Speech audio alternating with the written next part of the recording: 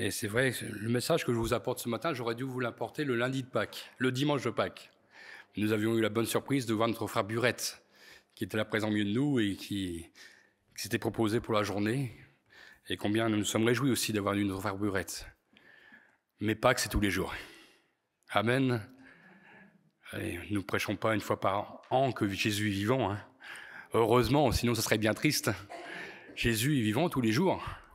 Amen. Et j'aimerais lire dans le livre de Sophonie ce matin, au chapitre 3, versets 14 à 17. Le livre de Sophonie, chapitre 3, versets 14 à 17. Nous pouvons nous réjouir. Nous lisons « Pousse des cris de joie, fille de Sion, pousse des cris d'allégresse, Israël. Réjouis-toi et triomphe de tout ton cœur, fille de Jérusalem. L'Éternel a détourné tes châtiments. Il a éloigné ton ennemi. Le roi d'Israël, l'Éternel, est au milieu de toi. Tu n'as plus de malheur à éprouver. » Amen. Et nous lisons en ce jour-là. On dira à Jérusalem, ne crains rien, Sion, que tes mains ne s'affaiblissent pas. L'Éternel, ton Dieu, est au milieu de toi comme un héros qui sauve. Il fera de toi sa plus grande joie. Il gardera le silence dans son amour. Il aura pour toi des transports d'allégresse. Amen. Que de belles paroles. Le prophète Sophonie reçoit de la part de Dieu la parole de l'Éternel qui s'adresse en ce temps-là au peuple d'Israël qu'il a rejeté. Ce peuple qui a péché volontairement contre lui, contre Dieu. Mais au milieu de ce peuple, il y a ce reste fidèle que Dieu veut honorer. Et qu'à travers ce reste fidèle, le peuple d'Israël, ces hommes et ces femmes deviendront des instruments de la conversion des peuples païens. Dieu n'oublie jamais ses enfants fidèles. Qu'importe le petit nombre, Dieu les garde, et cela, Dieu le fera jusqu'au bout, jusqu'à la fin. Un peu plus haut, nous aurions pu lire au verset 12, « Je laisserai au milieu de toi un peuple humble et petit, qui trouvera son refuge dans le nom de l'Éternel. » Et nous pouvons dire ce matin que par ce reste fidèle d'Israël, la parole de Dieu est venue jusqu'à nous. Peuple païen à l'origine, mais la parole de Dieu est venue jusqu'à nous. Et nous nous sommes convertis. Nous avons compris que Jésus, qui est venu dans le monde, est aussi notre sauveur. Il est le sauveur de tous les peuples.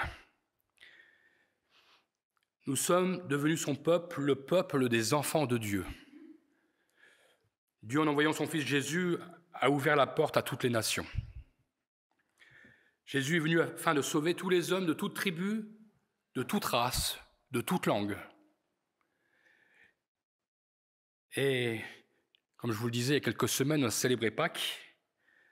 Nous n'avons pas célébré un Jésus crucifié seulement, mais un Jésus qui est ressuscité. Il est vivant. Dieu a eu compassion de nous. Il n'a pas simplement eu compassion de son peuple Israël, mais il a eu compassion de nous. Il a étendu la grâce à toutes les nations. Nous sommes dans la joie ce matin et nous voulons nous réjouir, car Jésus est vivant pour toujours. Pâques pour nous, c'est tous les jours. La croix n'a pas mis fin à son règne sur la terre, mais a permis que Jésus ne soit plus simplement le roi des Juifs, mais il soit le roi de tout homme, de toute femme qui s'approche de lui et qui accepte de devenir son sujet. Jésus est Seigneur, c'est ce que toute bouche doit confesser. Il est Seigneur. Et non pas seulement Seigneur, il est aussi le Sauveur du monde. C'est ce qu'il offre à chacun. Le monde ne le reconnaît pas, et pourtant. Au verset 14, nous sommes invités à pousser des cris de joie, à faire entendre notre joie. En quelque sorte, nous ne voulons pas que notre joie reste secrète. Nous sommes sauvés et nous voulons le dire. Nous voulons le proclamer. Nous voyons que Sophonie utilise cette expression « fille de Sion, fille de Jérusalem ». Par définition, Sion désigne un lieu élevé. C'était la colline sur laquelle la partie la plus ancienne de Jérusalem fut construite. Et à Jérusalem, à Sion, il y avait le lieu du temple. C'était la demeure de Dieu. Dans 1 Pierre chapitre 2, versets 6 à 8, l'apôtre Pierre souligne que de Sion est née l'Église. Lui que le Seigneur lui avait dit « Tu es Pierre, et sur cette pierre, je bâtirai mon Église. » Et dans ce passage que nous allons lire, il nous est dit « Car il est dit dans l'Écriture, voici je mets en Sion une pierre angulaire. » La pierre angulaire, c'est Jésus. « Choisie précieuse, et celui qui croit en elle ne sera point confus. » L'honneur est donc pour vous qui croyez. Mais pour les incrédules, la pierre qu'ont rejeté ceux qui bâtissaient est devenue la principale de langue, et une pierre d'achoppement et un rocher de scandale. Ils s'y heurtent pour n'avoir pas cru à la parole, et c'est à cela qu'ils sont destinés. Par la suite, Pierre déclare que nous sommes devenus une nation sainte, une race élue, un peuple acquis. Et au verset 10, il nous est dit, de ce même passage que nous avons lu, « Vous qui autrefois n'étiez pas un peuple, et qui maintenant êtes le peuple de Dieu. » Amen. « Vous qui n'aviez pas obtenu miséricorde, et qui maintenant avez obtenu miséricorde. » Jésus, donc cette pierre angulaire, le fondement de l'édifice, le fondement de son Église. Nous sommes l'Église de Jésus-Christ. Le peuple juif a rejeté Jésus. Ils ont refusé sa parole.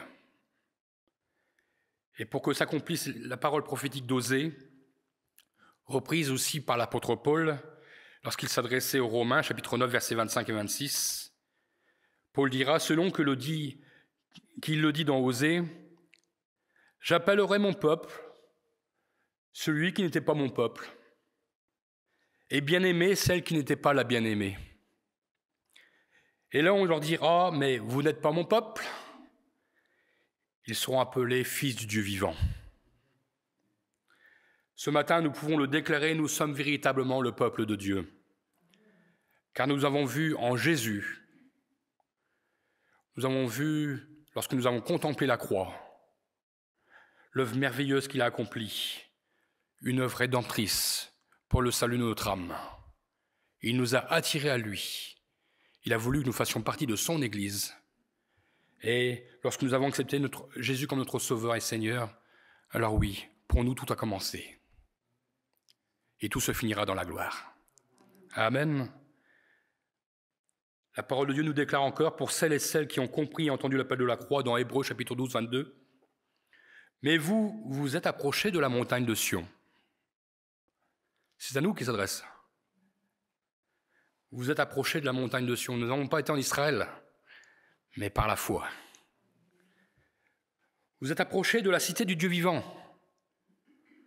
Vous êtes approchés de la Jérusalem céleste. Vous vous êtes approchés des myriades qui forment le cœur des anges. Vous vous êtes approchés de l'assemblée des premiers-nés, inscrits dans les cieux. Vous vous êtes approchés du juge qui est le Dieu de tous. Vous vous êtes approchés des esprits des justes parvenus à la perfection. Et vous êtes approchés de Jésus qui est le médiateur, de la nouvelle alliance et du sang de l'aspersion qui parle mieux que celui d'Abel. Nous pouvons le dire ce matin, nous sommes légitimés par le Seigneur. Nous sommes ses enfants d'adoption. Et en Jésus-Christ, nous ne sommes plus des étrangers, mais nous sommes réellement enfants de Dieu, un peuple à part entière. Amen. Cette parole donc ce matin est bien pour nous. Réjouis-toi. Pousse des cris de joie, triomphe dans ton cœur, dans tout ton cœur. Nous pouvons triompher car le Seigneur, sur la croix, a affirmé « Tout est accompli ». Que cela signifie? Il a accompli le seul moyen par lequel tout homme, toute femme pouvait être sauvé. donner sa vie sur la croix, une fois pour toutes. Un seul sacrifice pour toute l'humanité, à cause du péché de l'humanité. Tout est accompli, prouve que l'œuvre de Dieu pour sauver l'humanité est achevée. Sinon, il n'aurait pas dit tout est accompli. Il aurait dit tout est presque accompli. Mais ce n'est pas ce qu'il a dit, heureusement. Tout est accompli. Le peuple d'Israël devait offrir des sacrifices dans l'Ancien Testament pour recevoir le pardon de ses péchés. Et c'était parfois difficile, parce qu'il y avait une sacrée préparation. C'était même très contraignant. Ils étaient soumis à la loi, mais depuis la croix, depuis que Jésus est monté sur cette croix, Jésus a ouvert la porte de la grâce. C'est par son sacrifice que nous pouvons être sauvés. Nous n'avons plus, comme dans l'Ancien Testament, à sacrifier des animaux. Je crois que nous aurions des problèmes aujourd'hui. Nous aurions 50 millions d'amis sur le dos, peut-être même la SPA, mais le Seigneur est venu faire les choses correctement. Amen. Celui qui croit et qui sera baptisé sera sauvé, dit l'Écriture. C'est pas compliqué l'Évangile. Mais il a fallu que Jésus monte à la croix. Croire que Jésus est mort pour le péché de tous les hommes, croire que son sang versé nous purifie de tout péché, de notre péché. Croire que Jésus sur la croix a vaincu la mort pour laisser place à la vie. Et j'ai mis en titre de mon message « Adieu la mort, bonjour la vie ». Parce que la vie, c'est pour l'éternité. Amen. Dans notre lecture initiale, Sophonie développe plusieurs raisons de nous réjouir. La première raison, l'Éternel a détourné tes châtiments. Depuis le Jardin d'Éden, l'humanité était condamnée. Il n'y avait pas d'issue de rédemption. La version Bible du Semeur nous dit que l'Éternel a levé le verdict de condamnation prononcé contre nous. Jésus a pris sur lui à la croix notre condamnation. D'ailleurs, on pourrait rajouter Ésaïe 53, 5, si tu peux le rajouter, qui nous montre bien que Jésus a porté le châtiment à notre place. Il a été blessé pour nos péchés, brisé pour nos iniquités.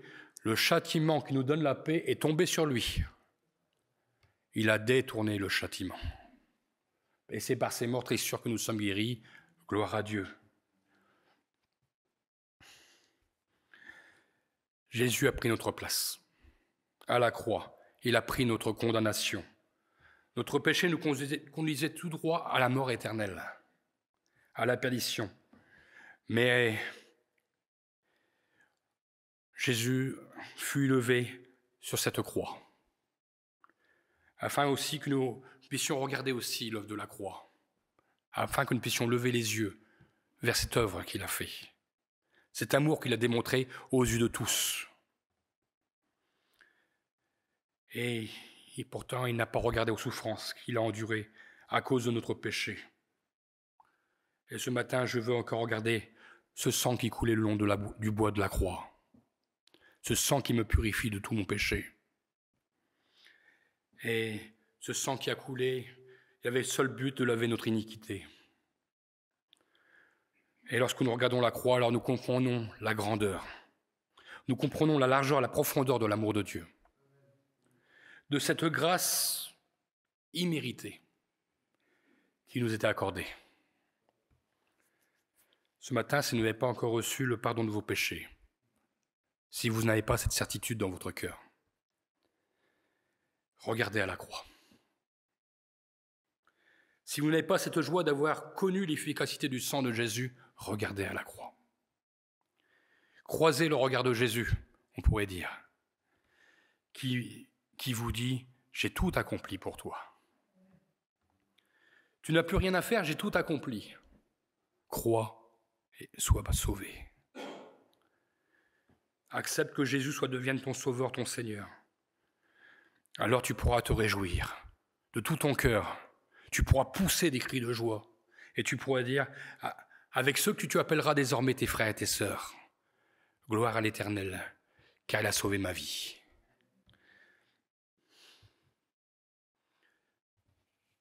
Combien nous l'avons pu l'expérimenter, combien nous pouvons le dire, j'étais mort et maintenant je vis. Jésus a détourné notre châtiment. Détourner signifie changer le cours des choses, ou encore soustraire quelque chose. Il a détourné notre châtiment. Celui qui avait été engendré par notre péché, il l'a détourné sur lui. Il a détourné le cours des choses. Sur la croix, notre dette a été payée. Nous sommes graciés. Comme un condamné à mort reçoit une grâce présidentielle, vous le savez, il ne peut être que dans la joie. Car en ces cas-là, il n'y s'y attend pas. Sa vie prend un nouveau sens. Son châtiment a été détourné. Mais cette grâce, bien qu'elle soit extraordinaire, lorsque un président gracie un condamné à mort, cette grâce ne reste que terrestre. Elle sauve que pour la vie terrestre. Mais nous, notre grâce que nous avons reçue, elle n'est pas seulement terrestre, mais elle est éternelle. Il a détourné notre châtiment. La grâce de notre Dieu est surnaturelle. Elle est sans fin. Notre joie, donc, ce matin, est éternelle. En Orient, il était d'usage, lorsqu'une dette venait d'être réglée, que les créanciers prennent l'acte de la dette et qu'ils puissent, il prenait un clou, il allait le clouer sur la porte de celui qui s'est acquitté de la dette, afin que tous voient que l'homme qui habitait ou la femme qui habitait dans cette maison n'avait plus de dette. Jésus a fait la même chose à la croix. Il a pris notre dette. Nous étions perdus, endettés par notre péché. Et nous salissions le nom de Jésus. Mais lui, il a accepté de le faire gratuitement. Il a posé ses regards d'amour sur nos vies. Et le jour que nous avons rencontré Jésus et que son regard a transpercé nos cœurs, alors oui, il a effacé la dette. Il l'a déchirée. Il a fait de nous des enfants qui ont reçu non seulement ne plus être endettés, mais recevoir une richesse extraordinaire, celle du ciel, et des richesses spirituelles qui nous accordent jour après jour. Amen. Jésus a inscrit nos noms sur le livre de vie, et il a effacé notre créance. Notre acte de condamnation donc a été cloué sur la croix avec notre Seigneur. En enlevant le poids de cette dette, donc il a enlevé notre culpabilité pour y mettre sa joie parfaite. Il a fait un transfert. Il a détourné notre châtiment et à la place, il a mis la joie et la paix. Et nous pouvons déclarer, notre péché a été ôté. Il a été ôté. Nous ne sommes plus dans la porte du condamné à mort, mais nous vivons dans la joie de l'enfant gracié par le Père Céleste, car son Fils a pris notre place à la croix. Deuxième raison de se réjouir ce matin, il a éloigné ton ennemi. Nous étions dans ce monde sous l'emprise de Satan. Le monde ne s'en rend pas compte, mais qu'il le veuille ou non, il est sous l'emprise de Satan. Et il nous retenait dans ses griffes, il nous avait liés dans nos passions, dans nos addictions, dans notre péché. Nous étions esclaves, sous l'emprise du péché. Il influençait nos mauvaises actions, nos mauvaises pensées. Mais Jésus à la croix a vaincu notre ennemi. Plus nous nous approchons de Jésus, et plus nous mettons de la distance avec notre ennemi. Et plus nous nous éloignons du péché. Jésus aime le pécheur, mais il n'aime pas le péché. En venant à lui, nous avons compris son amour pour nous et nous ne devons plus l'offenser par une mauvaise conduite. Nous lui demandons continuellement de nous garder près de lui afin que nous recevions de lui. Mais cela, nous le demandons en réclamant le Saint-Esprit sur nos vies. Que le Saint-Esprit nous guide, nous éclaire, afin que nous voulons rien faire qui offense le Seigneur. Il a tant fait pour nous. Nous voulons lui plaire. C'est un juste retour des choses, mais un juste retour des choses bien loin de ce qu'il a fait pour nous. Vous savez, le diable n'aime pas que nous recherchions à être proches du Seigneur. Il n'aime pas que nous recherchions une proximité avec notre Seigneur. Car lorsque nous sommes près du Seigneur, nous ne sommes plus sous sa coupe. Nous ne sommes plus à sa merci. Être près de Jésus nous rend vigilants. Et le péché devient pour nous une horreur. C'est cela, donner sa vie à Jésus. Nous comprenons que le péché pour nous devient une horreur. Et le Seigneur nous donne tellement de bénédictions en retour, de faire comprendre combien il y a un fossé entre le péché et la grâce de Dieu. Le péché nous enfonçait, la grâce nous élève. Amen. Ce matin, réjouissons-nous, parce que nous ne pouvons pas associer le mal avec le bien. Nous avons choisi le bien, et notre ennemi a été éloigné de nous. Alors oui, vous me direz, mais j'ai encore des épreuves, j'ai encore des difficultés. Mais dans le nom de Jésus, nous pouvons proclamer la victoire et que notre ennemi s'éloigne. L'ennemi rôdera toujours, il essaiera toujours. Mais lorsque nous proclamons le nom de Jésus, alors l'ennemi s'éloigne. Troisième raison de nous réjouir, le roi d'Israël, l'Éternel, est au milieu de toi. Sommes-nous toujours conscients que l'Éternel est au milieu de nous?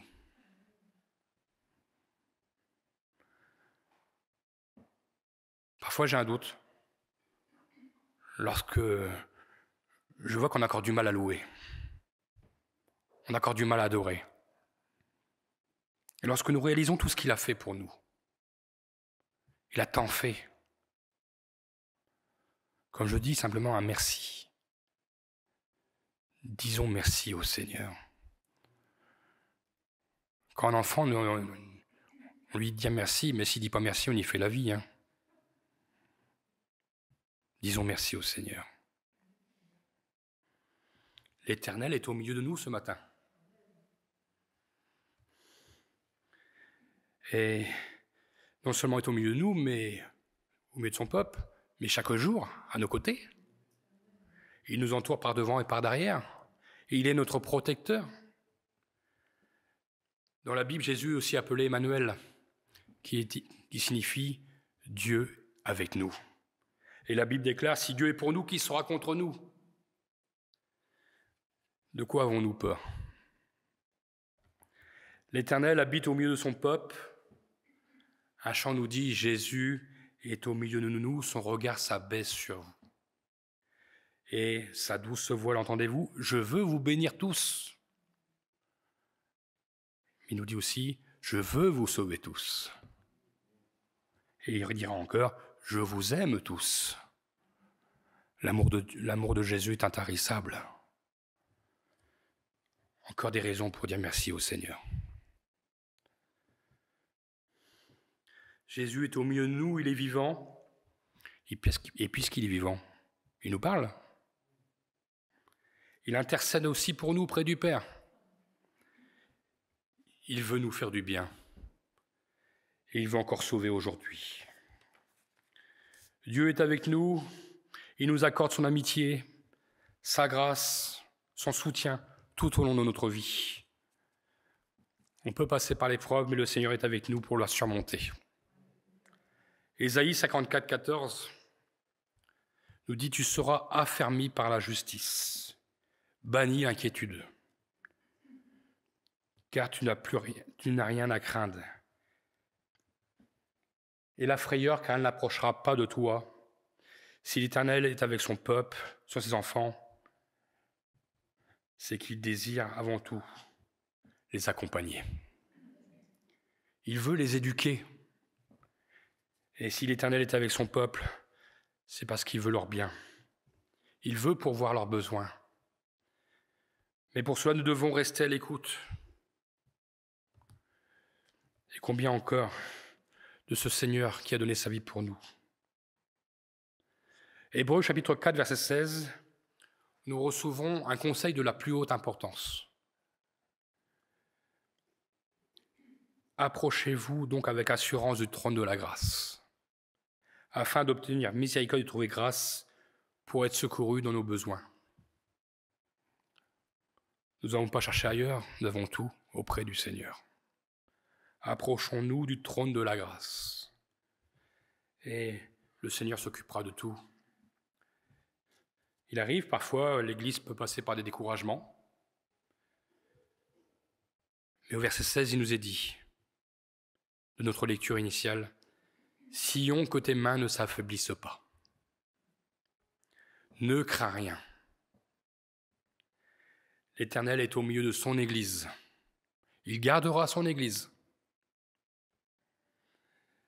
Le Seigneur est au milieu de son peuple, ne te décourage pas. Le Seigneur est là, regarde à Jésus, il est vivant. » Quatrième raison de se réjouir, l'Éternel se réjouit. Nous faisons l'objet du grand amour de Dieu et de la joie immense de Dieu. Nous avons lu, il fera de toi sa plus grande joie. Nous étions pécheurs, condamnés, et le Seigneur dit, il fera de toi sa plus grande joie. Il nous est même dit, il gardera le silence dans son amour. Il aura pour toi des transports d'allégresse. C'est pour nous ça, hein, que le Seigneur le déclare. Il aura pour nous des transports d'allégresse. Et nous? Avons-nous des transports d'allégresse ce matin pour notre Dieu? Le Seigneur se réjouit de voir ses enfants réunis pour proclamer ses bontés, pour porter bien haut le message de la croix.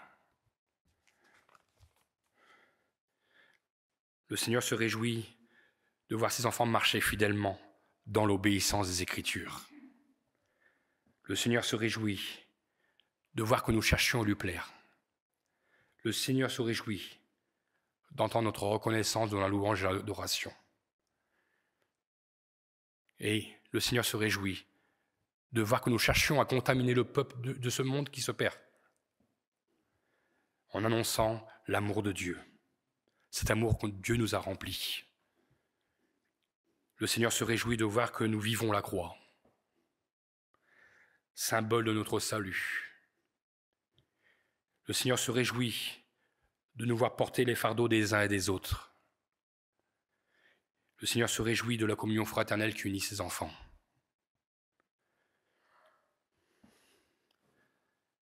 Il y a de la joie pour un père de voir ses enfants unis, de voir ses enfants vivre dans l'harmonie, ensemble avec un même désir, un même amour, une même pensée envers lui. Notre Dieu se réjouit ce matin de voir son peuple célébrer la victoire de la vie sur la mort, de voir ce peuple qui a compris l'importance de la croix.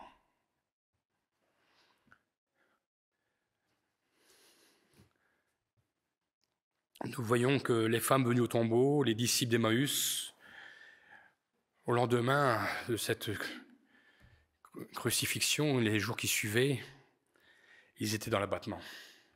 Ils avaient suivi Jésus. Ils avaient tellement aimé être avec Jésus. Ils avaient tellement vu de miracles. Mais Jésus n'était plus là. Mais à leur grande surprise, Jésus se fera connaître, révélera encore à eux. Ils retrouveront la joie de la résurrection, la joie du salut. Et ce matin, nous ne restons pas figés sur un Jésus qui serait resté mort sur la croix. Mais nous proclamons avec force, Jésus est ressuscité, Jésus est vivant. Jésus est au milieu de nous, peuple de Dieu. Sois dans la joie. Adieu la mort. Bonjour la vie.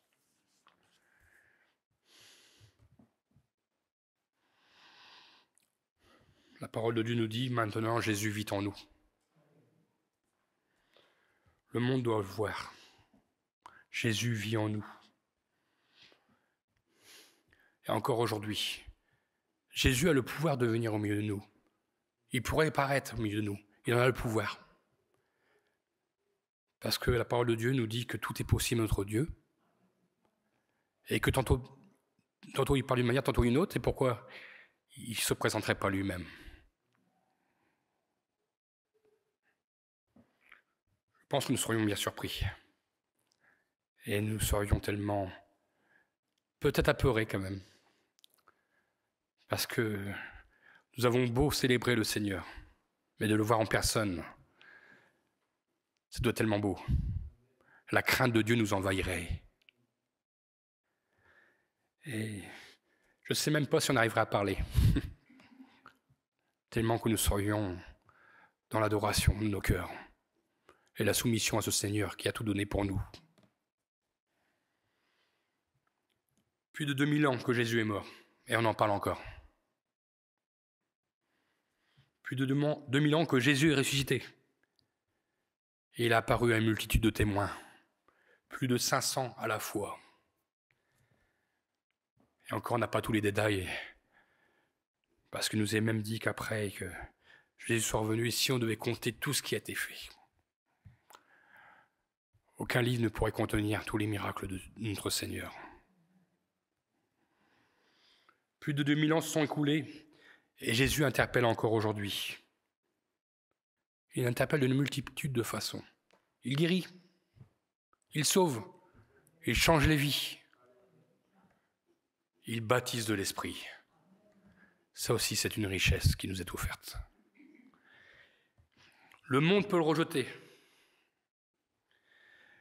mais le Seigneur qui est vivant continue d'agir. Et c'est le Seigneur qui décidera. Mais ne nous retenons pas. Partageons, réjouissons-nous, que le monde soit jaloux de notre joie, qu'il se pose de questions. Dans un monde où c'est plutôt tristesse, soyons joyeux, parce que la joie du Seigneur est avec nous. Une joie parfaite. Le prince de ce monde va continuer encore à essayer de détourner les enfants de Dieu, parce qu'il a déjà perdu le combat, il le sait. Jésus l'a vaincu à la croix. Notre Seigneur est plus que vainqueur. Et c'est pourquoi nous pouvons dire, nous pouvons triompher ce matin. Tout est accompli. Alors ce matin, réjouissons-nous. Nous sommes un peuple de vainqueurs. Un peuple qui n'a plus rien à craindre. Un peuple qui connaît sa destinée. Un peuple qui attend son Seigneur. Jésus revient. Ça aussi, c'est une vérité de la parole. Réjouis-toi ce matin. Réjouissons-nous. Trions ce matin, triomphons de tout notre cœur. Et nous pourrons glorifier le Seigneur. J'aurais aimé chanter un petit chant. Il y aura à apprendre les 4 lignes. Bon, c'est un vieux chant, mais nous l'avons jamais chanté parce qu'on n'a pas les partitions.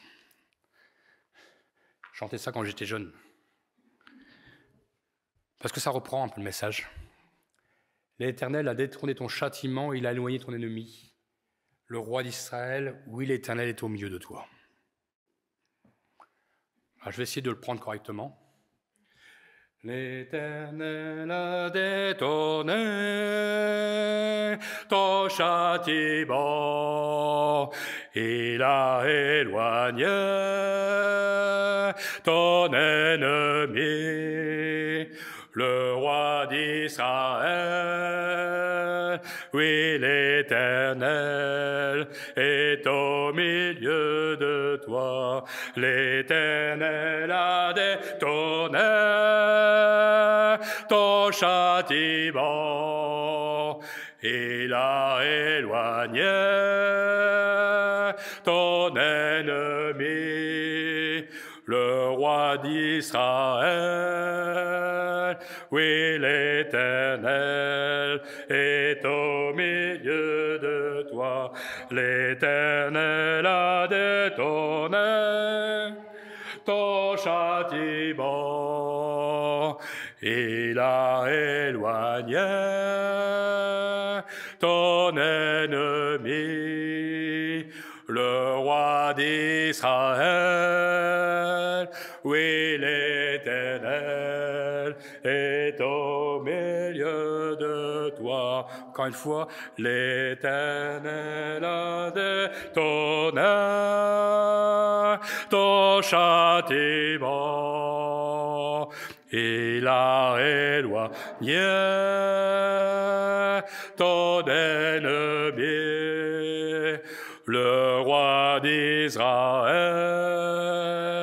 Oui, l'Éternel est au milieu de toi. Alléluia, Jésus, je te proclame que tu es vivant. Et ce matin, c'est dans la joie que je veux le dire. Je veux me réjouir avec mes frères et sœurs. Nous sommes un peuple de vainqueurs. Nous sommes un peuple qui vit, un peuple qui proclame les bontés de l'Éternel, parce que nous avons un Seigneur qui est vivant, qui a vaincu la mort, qui a vaincu le malin sur cette croix. Oui, tu as été crucifié, mais tu es ressuscité. Et combien ce matin nous sommes dans la joie. Oui, Seigneur mon Dieu, tu as pris notre châtiment qui nous condamnait. Tu l'as pris sur toi. Tu as éloigné notre ennemi, Seigneur mon Dieu. Et nous avons compris combien il était important d'être proche de toi. Et ce matin, nous nous approchons tout près de toi. Nous voulons sentir ton cœur battre, Seigneur. Parce que, Seigneur mon Dieu, ta présence nous fait du bien. Nous fortifie, nous vivifie, Seigneur. Oui, ce matin, je me réjouis avec mes frères et mes sœurs. Je me réjouis, Seigneur mon Dieu, parce que tu es là au milieu de ton peuple, Seigneur mon Dieu. Ce n'est pas une légende, Seigneur, c'est vrai. Tu es là, Seigneur. Tu es présent et tu agis encore. Nous le voyons, Seigneur mon Dieu, parce que tu changes les vies, parce que tu transformes les cœurs, parce que tu guéris, parce que tu baptises dans l'esprit, parce que tu renouvelles, Seigneur mon Dieu, nos forces, Seigneur mon Dieu. Et combien, Seigneur mon Dieu, lorsque nous crions à toi, tu entends. Alors oui, Seigneur mon Dieu, merci parce que tu es au milieu de ton peuple. Et ce matin, nous voulons marcher aussi avec cette crainte dans notre cœur, la crainte de notre Seigneur, une crainte respectueuse, Seigneur mon Dieu, parce que tu as tant fait pour nous. Oui, tu as tout accompli, nous n'avons plus rien à faire, tu as tout accompli. Simplement, tu nous appelles à croire simplement, oh Jésus, quelle grâce nous avons reçue. Alors ce matin, oui, reçois mon cœur encore d'adoration, ce cœur d'adorateur. Je veux louer ton nom. Et combien encore, c'est vrai, apprends-nous, c'est mon Dieu, à lâcher prise, à te dire ce que nous avons vraiment sur notre cœur, Seigneur mon Dieu. Tu nous as sauvés, Seigneur mon Dieu. Un jour, nous serons face à toi, Seigneur mon Dieu, dans la gloire.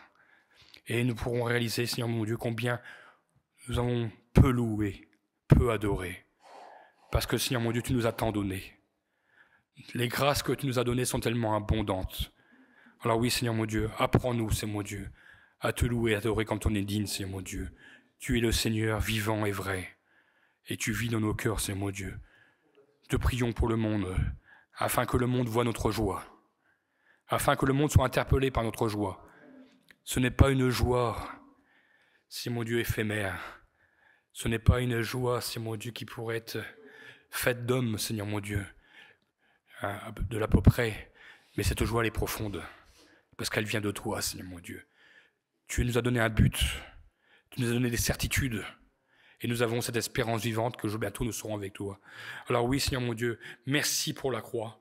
Merci, Seigneur mon Dieu, pour la victoire, Seigneur mon Dieu, pour la résurrection. Merci parce que tu vis ce matin. Nous nous réjouissons, Seigneur mon Dieu, avec tout ton peuple, que ton nom soit béni. Amen, Jésus. Amen.